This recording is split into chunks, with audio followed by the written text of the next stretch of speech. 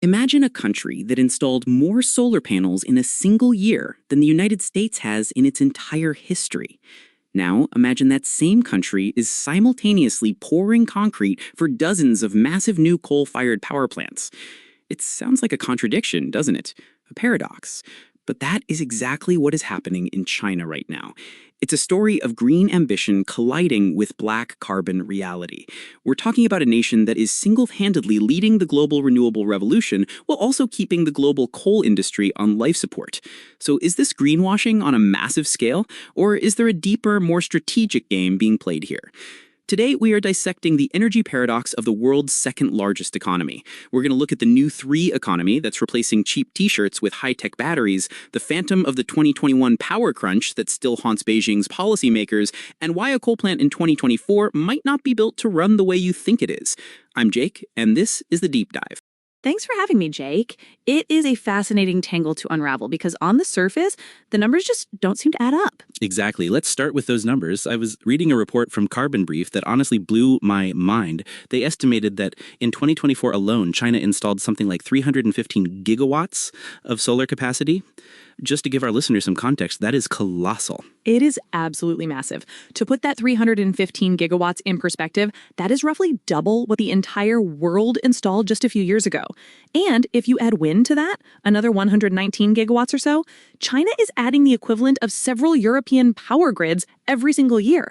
In fact, sometime around late 2024, early 2025, a historic crossover happened. China's installed capacity for wind and solar actually overtook its installed capacity for coal. That's a huge milestone. Okay, so they've crossed the Rubicon. Renewables are king in terms of capacity, but, and here is the giant but, if they are winning the green race so decisively, why on earth are they still building coal plants? The same data shows construction started on over 90 gigawatts of new coal capacity in 2024. That's the highest level since 2015. Why build the dirty stuff if you have the clean stuff? This is where we have to separate capacity from generation. Capacity is potential. It's how much you could produce if the sun is shining and the wind is blowing perfectly. Generation is what you actually get. The problem with wind and solar, as we know, is intermittency. They aren't always on. Right, the sun goes down, the wind stops. Precisely, and China has a very recent, very painful memory that explains this coal rush. Do you remember the autumn of 2021? Vaguely, that was the post-COVID supply chain chaos era, right? It was, but in China, it was a full-blown energy crisis. There were rolling blackouts in major industrial provinces. Factories in the northeast, the Rust Belt, were shutting down. There were even reports of traffic lights going out and elevators stopping in residential buildings. It was a chaotic moment for a government that prizes stability above almost everything else.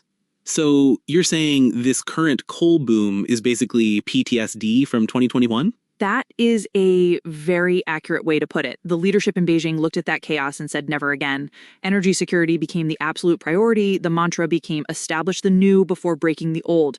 They aren't willing to dismantle the coal safety net until they are 100% sure the renewable system can handle the load without blinking. So these new coal plants, they aren't intended to run 24/7 like the old ones. That's the nuance everyone misses.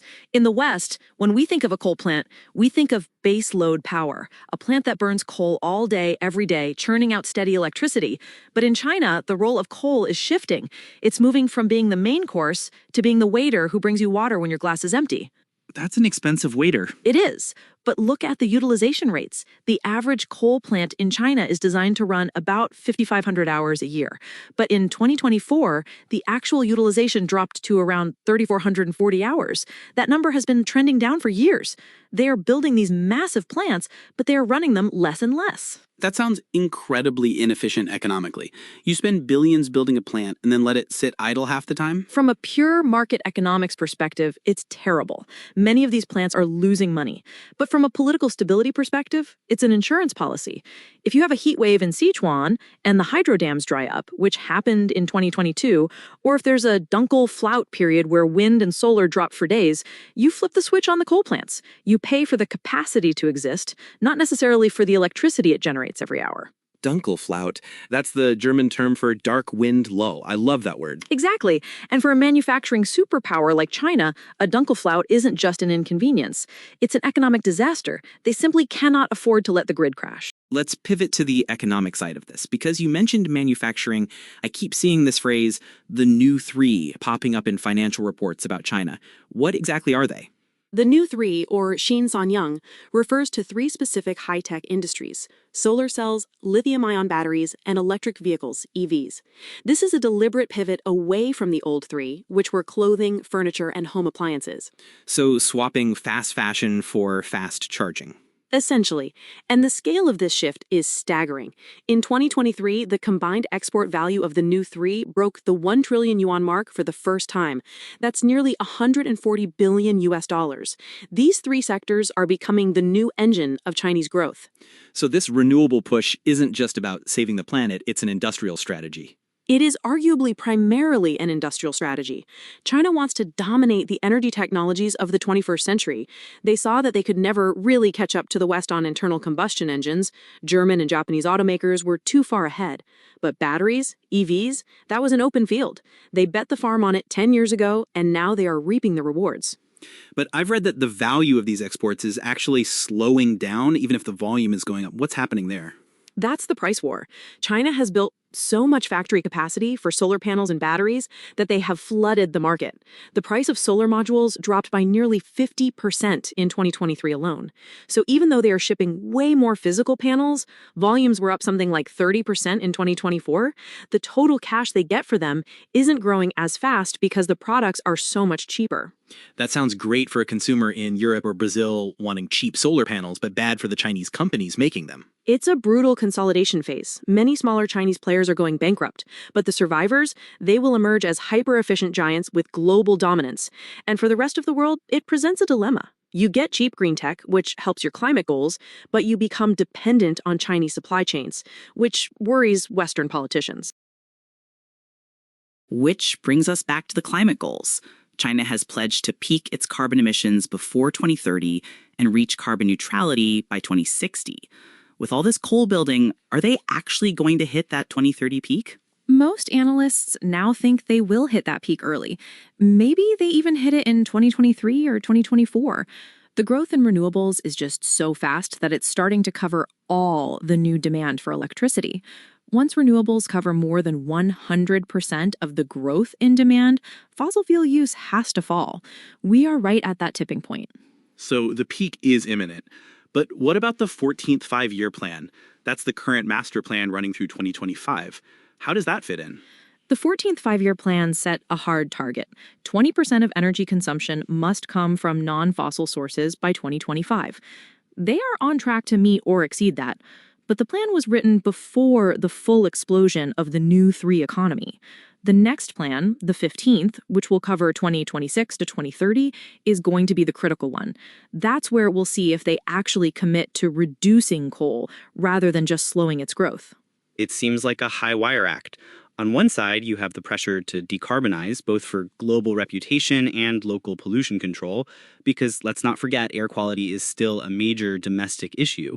On the other side, you have this paranoia about energy security and a desire to keep the economy humming with cheap power. And there is a third factor, the grid itself.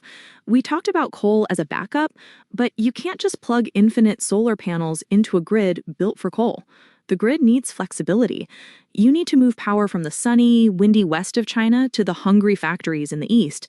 That requires thousands of miles of ultra-high voltage transmission lines.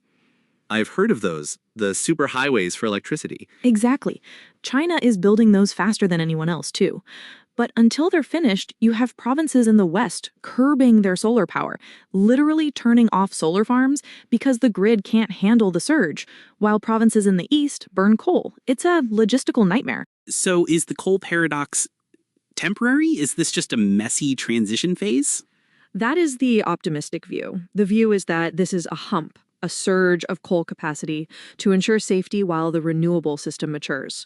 Once battery storage gets cheap enough and the grid gets smart enough, those coal plants will be retired or relegated to running only a few hundred hours a year during emergencies. And the pessimistic view.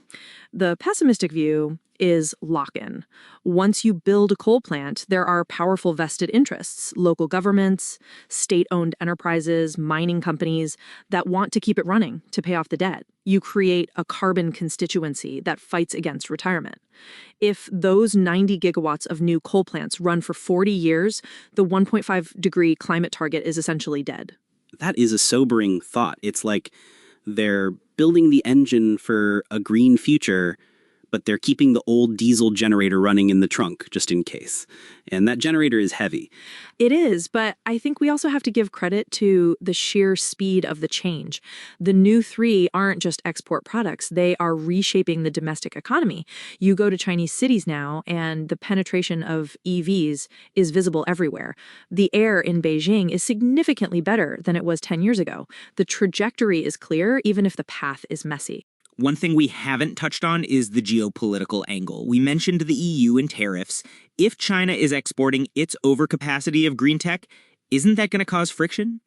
It already is. We're seeing the EU launching investigations into Chinese EVs, and the US has the Inflation Reduction Act to build its own domestic supply chain. The world is realizing that China holds the keys to the green transition. If you want to decarbonize fast, you buy Chinese.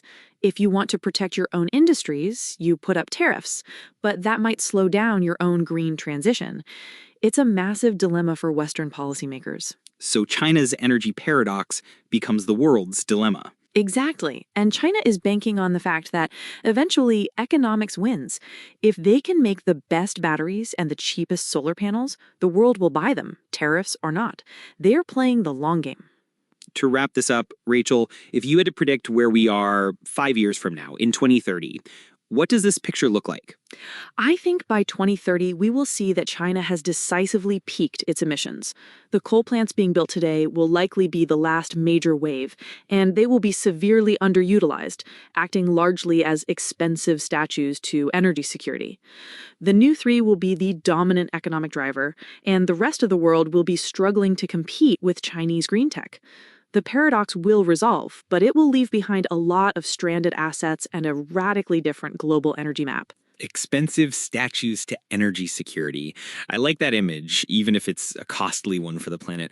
Rachel, this has been an illuminating look into the engine room of the world's energy transition. Thanks for breaking it down. My pleasure, Jake. And thank you for listening. This episode really highlights how complex the road to a green future is. It's never a straight line, and sometimes you have to burn a little coal to build the solar panel that replaces it. If you found this analysis helpful, share it with a friend who's interested in energy or geopolitics. It really helps us out.